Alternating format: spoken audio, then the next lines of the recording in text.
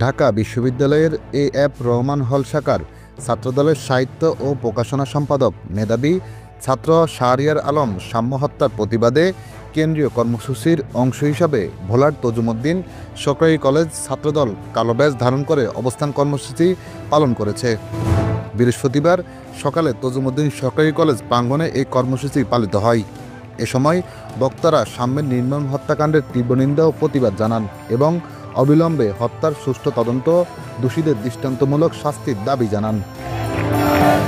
অবস্থান কর্মসূচিতে উপস্থিত ছিলেন তজুমুদ্দিন উপজেলা বিএনপির আহ্বায়ক গোলাম মোস্তফা মিন্টু, সদস্য সচিব ওমর আসাদ রিন্টু সহ তজুমুদ্দিন সরকারি কলেজ ছাত্রদলের বিভিন্ন স্তরের নেতাকর্মীরা। এ সময় বক্তারা বলেন, সাম্য ছিল ছাত্র রাজনীতির এক উজ্জ্বল প্রতীক। তার মতো মেধাবী ছাত্রের নির্মম হত্যাকাণ্ড জাতির জন্য গভীর শোকের। এ সময় ছাত্রদলের নেতৃবৃন্দ শহীদ সাম্যের স্মৃতির প্রতি শ্রদ্ধা জানিয়ে 1 মিনিটের নীরবতা পালন করেন।